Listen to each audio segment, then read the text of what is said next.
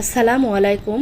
সবাই কেমন আছেন? সঞ্জিদা রান্নাঘর থেকে সবাইকে আবারও নতুন একটি রান্না দেখার জন্য স্বাগত জানালাম। সেই সাথে আমি আমার মায়ের কাছ থেকে এটি শিখেছি এবং এটি খুব খেতে সুস্বাদু। ইনশাআল্লাহ আপনারা সবাই এটি একবার বাসায় ট্রাই করে দেখবেন, খেতে খুব দারুণ হবে।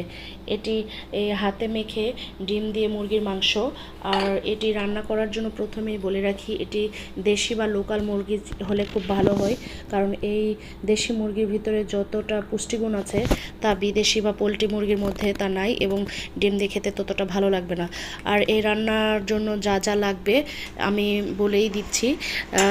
কাঁচা পেঁয়াজ কুচি, মরিচ কুচি এবং রসুন কুচি। আর তাছাড়া এর সাথে পেঁয়াজ বাটা, রসুন বাটা ও আদা বাটা ব্লেন্ডার করে নিতে হবে। তাছাড়া তেজপাতা, দারচিনি, লবঙ্গ, এলাচ ও শুকনো মরিচ, এবং সেই সাথে স্বাদ বাড়ানোর জন্য এবং স্বাদ মতো গুঁড়া মরিচ, লবণ ও হলুদ গুঁড়া দিয়ে ভালোভাবে মাংস হাতে মেখে নিব। এটি হাতে যত মেখে নিব মাংসের মধ্যে মশলা ততটাই ঢুকে যাবে এবং খেতেও দারুণ হবে, এটি এর বিশেষত্ব। আর তাছাড়া সরিষার তেল দিয়ে রান্না করলে এটি খেতে আরও বেশি সুস্বাদু হয়। আপনারা কেউ চাইলে এটি স্কিপ করতে পারেন, সেই সাথে সয়াবিন তেলও দিতে পারেন, কিন্তু আমার কাছে মনে হয় যে সরিষার তেল দিয়ে রান্না করলে এটি খেতে আরও বেশি টেস্টি লাগে।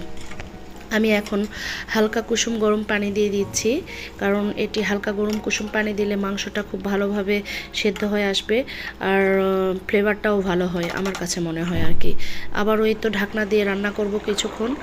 আমার মাংসটা প্রায় সেদ্ধ হয়ে আসছে। এখন আমি এর মধ্যে ভাজা দুটো ডিম দিয়ে দিব।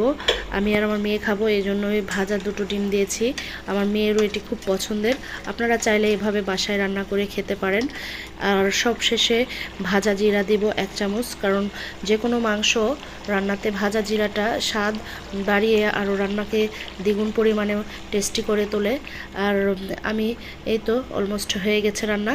এখন আমি আপনাদেরকে রান্নাটা চুলা থেকে নামিয়ে দেখাবো। আশা করি খেতে দুর্দান্ত হবে। আর আমার ভিডিওটি যদি কারো ভালো লেগে থাকে তাহলে প্লিজ সবাই লাইক, শেয়ার ও আমার ইউটিউব পেজ সাবস্ক্রাইব করবেন। ভালো থাকবেন সবাই। আজ এ পর্যন্তই। আবারও অন্য ভিডিও, অন্য রান্না নিয়ে হাজির হব ইনশাল্লাহ। ততক্ষণ পর্যন্ত আল্লাহ হাফেজ।